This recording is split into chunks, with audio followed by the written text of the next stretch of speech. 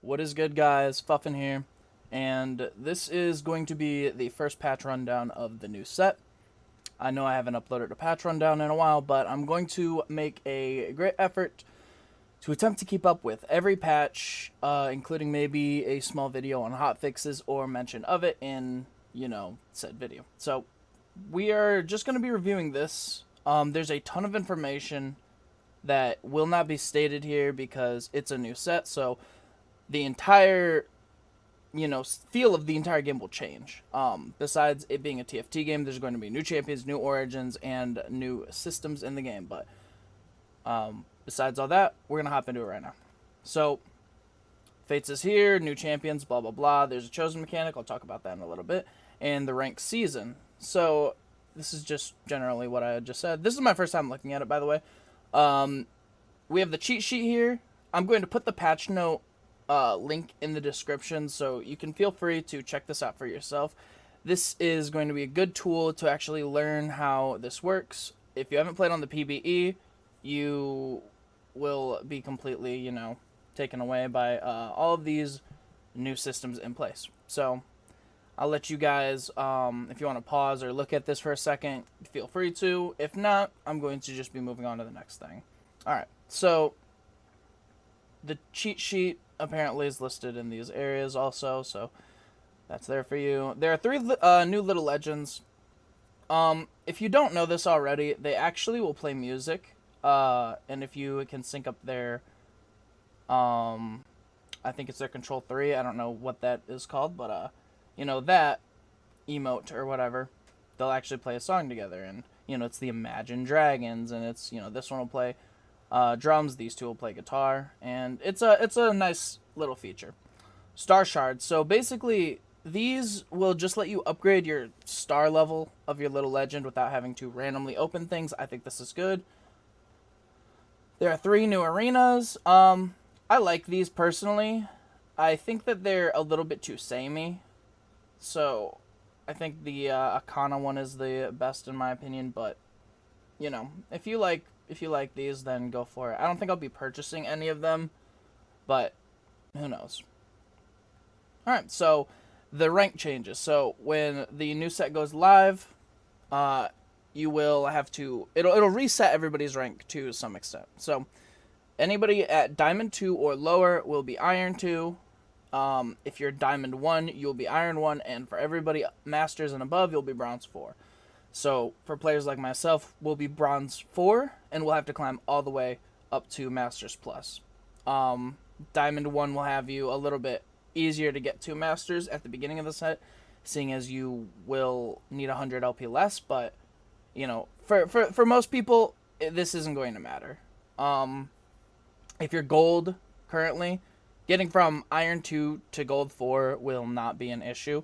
You figure you win 1 or 2 of your games, and you'll already be into Bronze, and, if you played the game enough, you'll know that the climb is pretty easy once you get to your desired rank, and if you can maintain your skill level for your games.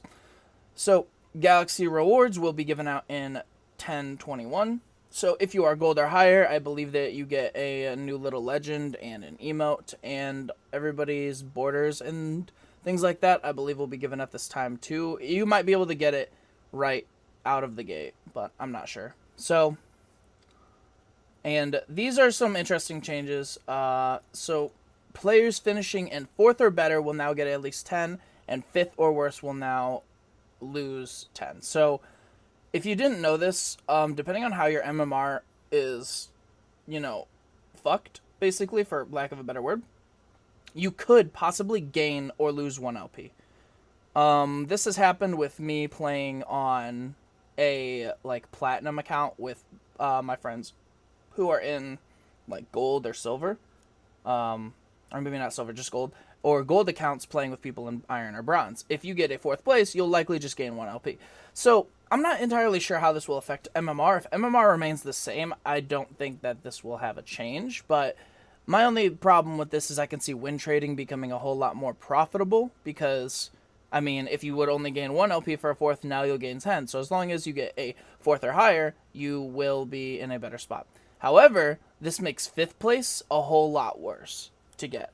Because before, you could gain or you could lose, between like 3 and like 7 or 9. For a sixth place, you might lose like 18. So it's closing the gap on these things, but I think fourth and fifth are arguably like the worst to get. I mean, if you fight for fourth now, it'll be really, really, really good, and fighting for fifth is kind of the same. So overall, this change is kind of iffy. I don't know if I'll like it, but I think that it has the potential to be really good and the potential to be exploited. So take with that what you will. So the system changes. As you know, we're moving out of galaxies, out of the space theme. We are now into the Ionian, Spirit Blossom, whatever theme. So galaxies are gone, Chosen is in. Occasionally you'll be offered a Chosen champion in your shop. These champions are already 2-star level, so they cost the same as a normal 2-star champion would.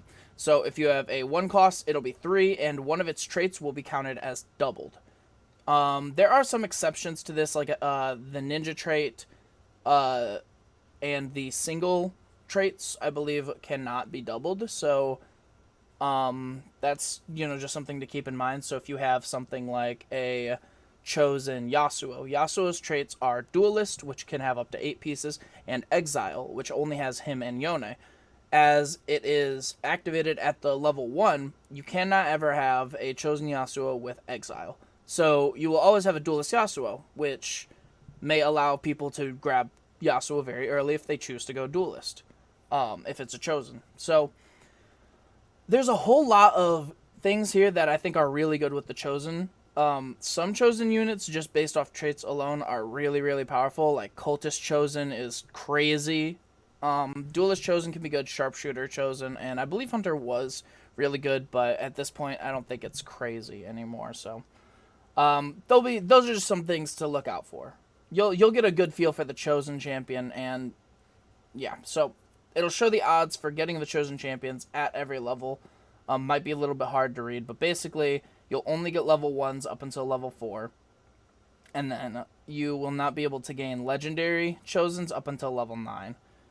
The rest of it are just kind of like sprinkled in there. So this resource here is going to be really good for the Chosen mechanic for the duration of the set, because it will allow you to really see and maximize a build. If you want to go for a level 3 Chosen, you know that your ideal here would be to go for level 6. So just some other things to keep in mind. I won't be able to go into everything here. I might make another video if you guys want, going into the details of some of these mechanics.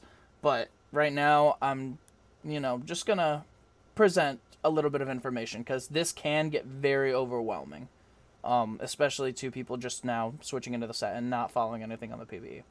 So when you get Chosen, you will have a certain amount of, like, a bonus. So they'll gain plus 200 HP, and a unique stat bonus, either 400, so additionally, it'll be 600 HP, I believe. 30% spell powder, 30 AD, or 25% reduced mana. So for some champions, these bonuses that they gain are really good, and it really, like, there's no really bad Chosen, in most specific circumstances, but I'll discuss those in a second. So champions that gain health: Garen, Fiora, Irelia, Aatrox, Wukong, Jax, Lee Sin, Tahm Kench, Sejuani, Maokai, Sylas, Shen, Yone, Jarvan, Hecarim, Nunu, Set, Vi, Elise. So none of them are really going to be in a bad spot when it comes to free health. The only ones that I can think of that might not be optimal might be like Irelia, because maybe a reduced spell cost would be good because she is of the Enlightened trait, and the Enlightened trait allows you to gain mana faster. So having a reduced spell cost would be really good. But, there's a reason why they'd put her there instead of the Enlightened. So they gain spell power. The ones that gain spell power are Morgana, Twisted Fate, Jinx, Annie, Veigar, Lysandra, Diana, Kennen, Callista, Akali, Vayne, Riven, Kindred, Ahri, Nidalee, Kayn, Katarina, Evelynn. So, arguably the only one here that I think is not particularly good might be Callista, because she is primarily an auto attack based champion. However, she does scale pretty well with AP because her ability is percent AP converted to max health and attack damage. So that's the only one that's kind of like iffy here. But besides that, I think these are all pretty fine. Yeah, I mean, Kane might have been done better with extra health, but I haven't played enough of Kane, so, everything else seems pretty fine. Champions again, AD is chosen. Talon, Aphelios, Zed, Ashe, Warwick, Xin Zhao, Yasuo, and Jhin. So here I think that there's a bigger discrepancy because I don't think that the bonus attack damage is good on most of these people.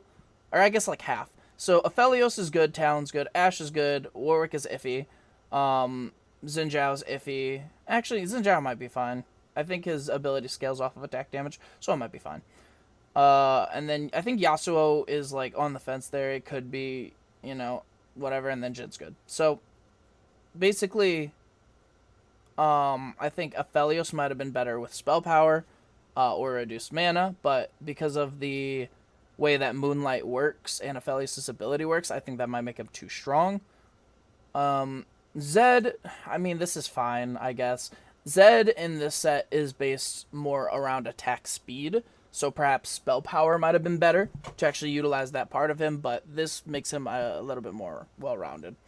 Warwick is fine because he will lifesteal a lot after he casts his ultimate for the rest of the fight, and this can be fine for that, but I think he might have benefited more off of probably health.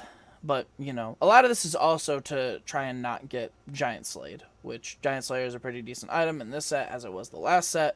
Not as overpowered, but is still your go-to when you're dealing with big baddies in the current, situation. So, besides that, I guess Xin Zhao's whatever. Yasuo, a lot of people build him now as like a tank. It's hard to say what's the real meta, because he can work with tank and AD items, so either one should be fine, I guess. So, champions that get reduced mana cost as chosen. Now, before I get into these, there's just some good and bad things with this. So you'll have to really pay attention to these. So, Nami, Janna, Zillion, Lux, Thresh, Cassiopeia, Lilia, Teemo, Yumi, Azir, Lulu, Ezreal, Pyke. So, I believe that most of the Mystics are in this. We have Janna, Zillion, who are both Mystic, Cassiopeia, who's also a Mystic, Yumi, who's a Mystic, and I believe that there is one more Mystic somewhere that I'm probably missing somewhere in the higher... Oh, Shen, who had more HP. So, with this, there's a couple things to take into account. So, things like Nami, who are a mage, will just have their, they'll have a quicker time to cast their abilities. So, besides that, there is also the case of Yumi, who is a spirit. Now, the spirit trait gives everybody on your team attack speed the first time that they cast their ultimate for the duration of combat. And this attack speed is based off of your mana. So, when you play Yumi, she has 40 mana, and if she gets her mana cost reduced, she now has 35 mana. So you will, or 30 mana, I'm sorry. So you will actually end up losing a little bit of your spirit bonus if you're playing spirits, because you'll gain 35% of 30 instead of 35% of 40. Now, the math on this isn't, super crazy, but it's just, things like this are the new way that you have to think about the chosen mechanic interacting with the game. So, maybe chosen Yumi is not the best if you don't have a blue buff, but really good if you do have blue buff, because the survivability of, Yumi casting her ultimate, ultimate auto is better than the extra, X% of attack speed that you're losing off of Spirit. But so, this is a change that is really, really dividing for a lot of players. So, the leveling has gotten pretty aggressive here, I guess. So, it is 4 extra XP from 7 to 8. No, this is wrong. 6 to 7. And then 6 XP from 7 to 8. And then I believe that's a total of 14 from 8 to 9. So, that is, if I just do the math in my head really quick, like 24 XP. So, 24 gold that you have to spend is a lot, right? If you don't have perfect economy, this is like a total of like 4 rounds that you win with 50 gold. And then plus, interest. Technically it's 5, because 25. But usually you're not going to maintain 50 gold the entire game unless you're win streaking. And in this case, you probably won't have any problems getting to 9 if you are at 100 HP and hit level 8 with 50 gold. At that point, you're rolling the game, and this change doesn't really affect you as much. So, the thing is, you just have a couple extra turns. 3 if you're, like, win streaking, and 5 if you're just maintaining the 50 gold and not using any. So, this is a lot of time to delay the game. And what most players are opting in to do is to remain at either 7 or 8 and roll for 3 stars. I'll talk about this, I guess, when we discuss these shops here. Actually, we can talk about it now. There's not much more to say about this besides level 9 is extremely hard to get to. But hitting the legendary champions are really good. It's just kind of iffy as to whether or not it is worth going for instead of 3-star champions. And a lot of players are opting into 3 stars because of these changes. So the reason why 3 stars are better and why rolling for it is usually better is because it's a whole lot easier to hit the champions that you do not want. You can manipulate the shop a whole lot better. If you know about, like, if you played Galaxies a lot when, like, things like Space Pirates were not popular, you would be rolling a lot, let's say at level 6 or level 7, and you might see a Darius in your shop for 5 rolls. So you would lose out on 20% of your shop. Now it is impossible that, your shop will repeat itself. So if you have 5 Fioras in your shop and you don't buy them, when you roll, you will have 0 Fioras in the next shop. So this is a really, really good gameplay mechanic that I think helps out with people rolling and allows you to thin the pool artificially. So you could, in theory, buy up a bunch of champions like you would normally, and then you would roll once, and you'd probably not hit what you needed, and then you would just roll again, and then you would end up hitting what you need. And if you hit what you need on that next roll, you can buy them and then roll again. And statistically, because you've already taken some out of the pool of champions that you don't need, plus you have now purchased champions that you do need and have not bought the ones that you don't, you'll have a higher chance. So that's one strategy that I've been using in my games when I roll. You just have to have a lot of gold for it, which, as we noted, leveling costs a whole lot more money now. I mean, even the 10 gold discrepancy between these two, once you get to level 8, if you start rolling, you are down potentially 2 turns of interest gold. So that's what we have there.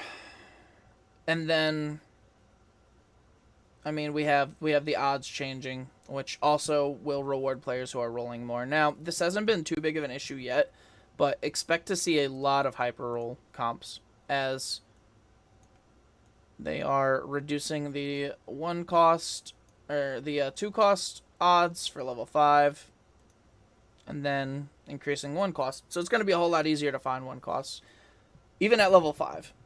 So I believe it's like 55% now. So basically, if you're running a hyper roll comp, it is still possible to hit what you need. And I don't know of any hyper roll comps that are doing particularly well right now, but I can see these changes getting reverted very, very quickly if no hyper roll comps are popular, because these are hyper roll changes, and there's got to be some sort of hyper roll comp that's doing good. So, anyway, we will see on the next one that at level 6, even here, they're increasing the 1 cost chance and decreasing the 3 cost. So, the game is going to reward you a lot if you can econ really good. So, econing and playing your strongest board is going to be super, super necessary in this set, because you're going to need to get to level 7 or level 8 before you can accurately start rolling for the higher cost things that you need. So, just keep those in mind too. Alright, so for the carousel, these are just a bunch of carousel changes, and I think that these are pretty good. So, The first carousel will have 65% chance of one of every item plus a random duplicate, which is, the standard carousel. And then 11% of the 3 sword bow rod, cloak armor belt, and tier glove random. So, as you can tell, there is a pretty good spread of items. I personally don't like the 3 cloak start here because I don't think cloak is particularly good. Even in this set, I think it's a little bit better than last set, as Gargoyle Stoneplate is a pretty good item, and Dragon's Claw is actually playable now, as it got buffed, which I'll go over later, but, And then 1.5% all spatulas, and, Force of Natures. So, with these ones, they're not horrible in the set, as there's a lot more useful spatulas in this set than there was in Galaxies. And getting spatulas can completely define comps. For instance, if you happen to get like a duelist spatula, you would also be able to get a early duelist chosen, and you could have 4 duelists potentially with 3 units, one of which is not a duelist. So it's not horrible to get these if you can open yourself to playing these other comps. In addition to that, things like Warlord. To get 9 Warlord, you need a Warlord chosen or 2 Warlord spatulas. So you need Warlord chosen plus a Warlord spatula plus 6 Warlords. And so if you wanted to play 9 Warlord, you could do it in theory, but it would require a spatula. So there's not many comps that can't use a spatula if they get one. But I guess time will tell if this is actually bad, but it's 1.5%. So if you get that, you just get more dogged. I still think that in these instances of the spatula and the Force of Nature, they should give you an extra item within the first few rounds. But, I don't develop the game. Second carousel will have 80% one of every item plus a random duplicate, again the standard, and 15% of one of every item and 1 spatula. 3% or 5%, 3 spatulas, and 6 random components. So this is good that it's 80% because if you get, shitty items, you always want to have the chance to get a lot of good. I think that this is okay, but I think that this might even be too high. I think 1.5% for this would be, fine. As there are games where you'll get this, or that you'll get, something like this or this, and then this, but it's a much, much lower chance, so if you happen to hit it, then I guess whatever, that's just the Mort dogging happening. So we have 30% one of every item and 1 random duplicate, 50% all random components, and totally random with no variance control. Yeah, okay. 15% one of every item and 1 spatula, 3 spatulas, and 6 random components. So yeah, I mean, I like these numbers better than the previous ones. Mort had a whole video on it, and I did make a video to it, but the footage corrupted. And then when I got it back, the quality was horrible, so unfortunately I couldn't upload it, but when I talked about it, I did like these changes. The data before was way, way more varied. So 4th carousel is, again, a higher chance of having a standard carousel, and, so this is good. So basically, if you have a bad opening start, you have a chance to come back. And then after you've, at this point, you better have slammed some items, because now you have a little bit. I mean, this is still 80%, right? But it's possible that the all-random component here might be a whole lot worse. And then you have this. And then, so what I will talk about with the other thing is that there's no full item carousels that will randomly appear. This is good because if you're win streaking really hard, it always sucked to, like, have 100 health at the 3rd carousel and then be punished for it by getting, like, a Dragon Claw or something bad in the last set. So this is pretty much ratified now.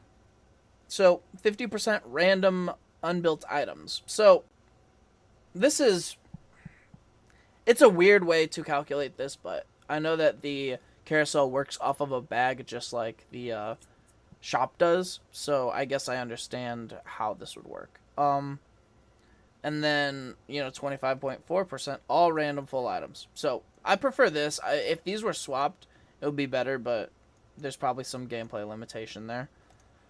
So we have 3% sword items, vest items, belt items, bow items, cloak items, tier items, glove items, rod items, and force of natures. So,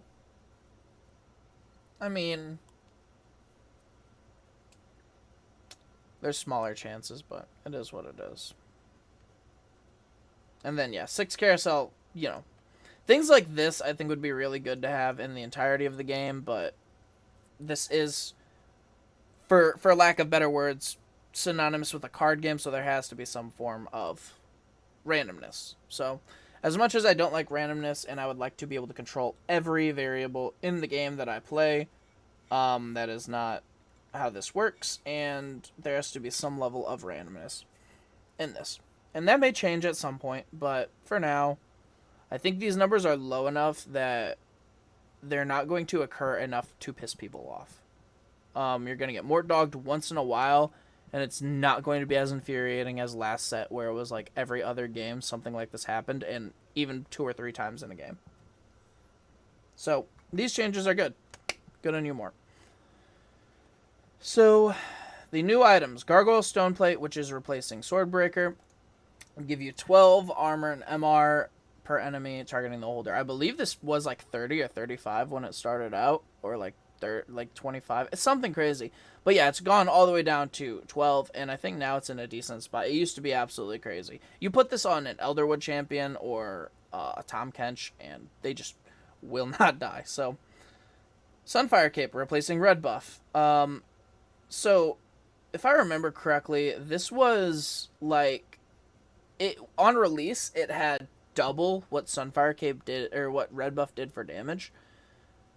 So, it hasn't really gotten its footing, but you put this on something big enough, and you can stall the fight out long enough. Again, like, these are very good for Elderwood comps. And I think this is going to be a pretty fine item. The only problem is that the way that fights usually go in this set is that it's really slow at the beginning of the fight, and then at like 10 seconds in, everyone just goes crazy. Like, you'll have people who have like duelists stack all the way up. You'll have cultists bring in their Galio. You'll have duelists activate their effect. And then everybody will gain all their mana, so then mages will start attacking. So, I think that in a slower meta, this will get broken. But as the game sits right now, it gets way too hectic, way too quick for this to be strong for the entirety of the fight. So, I'd keep an eye on this. It may not be too crazy right now, but it may also become crazy as the meta develops and as people begin to play the game. Item changes. Rod gets a nerf. Bloodthirster gets a nerf. Chalice gets a buff. And this is arguably like iffy because I think rounds were only 25 seconds anyway. So it was 5 seconds. It would end, and then you'd go into overtime, which would just gain you the AP back. But this way, it's a huge, buff for higher elo players. This is going to be really, really good. People are going to be building this more. I know in lower elos, people don't like to build this item. I would definitely consider building it, if you don't already.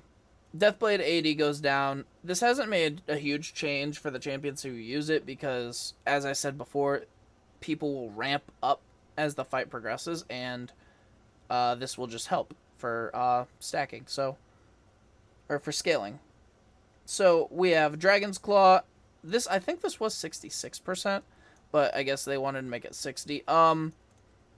This is really, really good. If you're playing, like, any comp, you need to have split damage now. You can't really get away with all AD and a little bit of magic, or all magic and a little bit of AD. For instance, like, Star Guardians would not be surviving in this meta. 4 Mystic is way too accessible. 2 Mystic is the easiest thing to put in. And Dragon's Claw is really, really good. So, just keep an eye out. And the fact that the mage trait actually makes you arguably just slightly stronger for some champions, it may actually be weaker. I think that mages might be one of the harder things to play in the mid game because of these changes, especially if you are up against a lot of people able to run Mystic. So just keep those things in mind again for this. Giant Slayer's bonus damage is getting changed. So I'm not sure exactly what this means because I know that they had nerfed Giant Slayer stacking. They nerfed the math on it and like changed it to what they're really wanting. So I guess stacking it isn't as good, but having one might be fine. I don't know. Hard to say. Or maybe 2 is better. I don't know. I do not know. Maybe this means if it is above the health threshold. So maybe it's better against giants, but Ginsu's Rageblade is buffed. I'm surprised this went through because Rageblade is one of the best items in the game. Rageblade and Gunblade are really good. So I'm surprised that this actually made it through. Crazy, actually. So as you may have noticed, Gunblade and Bloodthirster's healing has gone down. And the reason for this is that the way that Grievous Wounds used to work is that it would nullify your healing at 75%, even though it was only supposed to be 50%. Or like 90% or something crazy. So they've fixed that bug finally after a year. And now Gunblade and Bloodthirster are worse in general, but better against Grievous Wounds. So still build Grievous Wounds, still really good, and you know, there's only a couple champions who build Bloodthirster, and there's a couple champions who build Gunblade, just like, you know, Galaxy's was. Infinity Edge grants 75% critical strikes, including from components.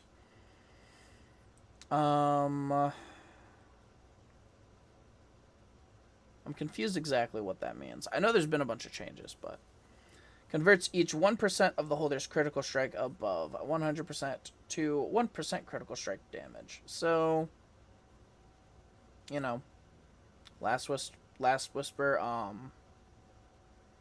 Infinity Edge plus, like, you know, Trap Claw will make you do more damage. So, you know, Jin's pretty strong right now. Jeweled Gauntlet's crit damage is going up. I've seen a lot of people building Jeweled Gauntlet Infinity Edge more than normal, the Infinity Gauntlet, as I'd like to call the combination, on a lot of champions, especially assassins, because they will gain these stats as well. So, you know, there's stuff there to look at. Luden's Echo splash damage is going down. So, because of the way that Mage works, Mage is supposed to proc things twice. So, I believe I played a game with Morgana, and she would ult twice, and then ult 2 procs of Luden's. So, well, I had a mage cap on her. She's not a mage normally. But this is, I think, an okay change. I think there's a lot of spamming.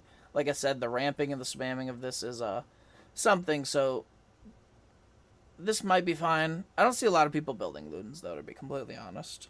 I think Blue Buff and Shojin are way too valuable right now. Quicksilver's duration is getting increased. It used to be 7 seconds, remember that. Then it went to 10, then it went to 12. So, I mean, it's really good. There's a lot of CC in this set. There's, like, I think 1.5 times, or like 1.2 or something as the previous set. So, build Quicksilver Sash on your carry if you have the spot for it and you have double AD, you know, in your games. Death Cap has a change. I think that the numbers on this are fine. I think it's like the exact same thing, but it just goes from bonus to flat, so I think stacking them is less good, but playing them with other items is fine. Runons. Bolts can critically strike and have unlimited range. So the second change was because it was not as good on melees. Now, I mean, it's better, obviously, because melees can hit everything now. And bolts can now critical strike. So, Callista, or, you know, if you have, like, Jhin. Now it's pretty good to have Runons on Jhin if you have Infinity Edge and Last Whisper.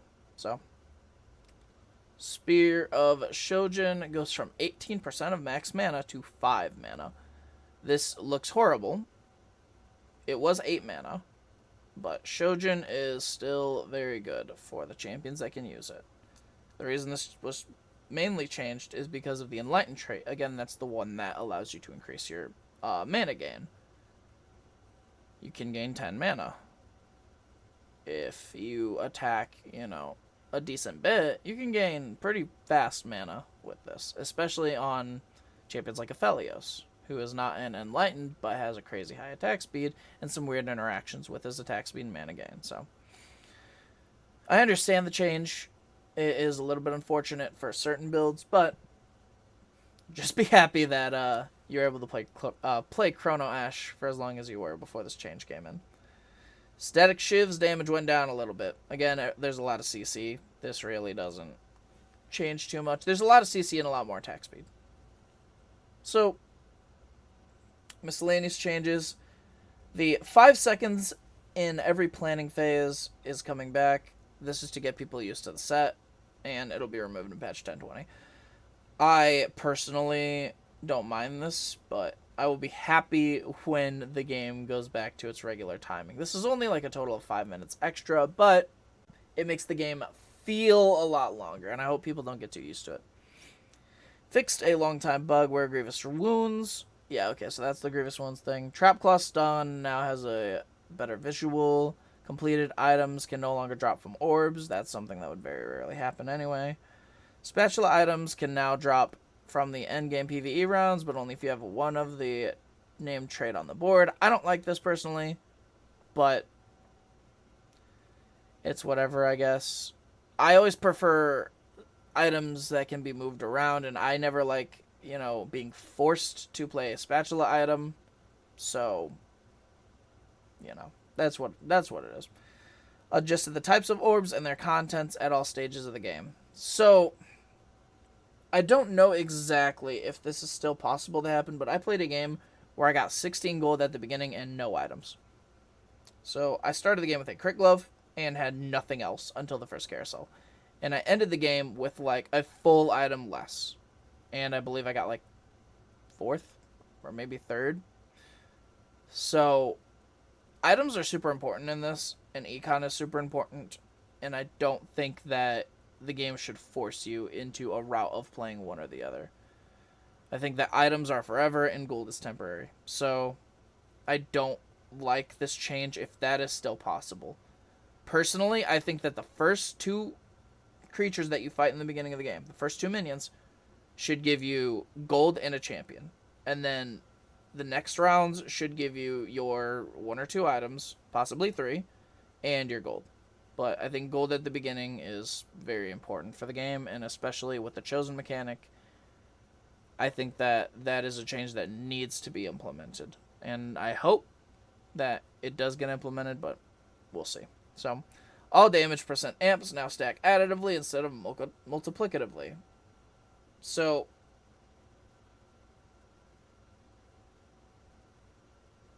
yeah, I mean, this is just like the Giant Slayer thing, I think.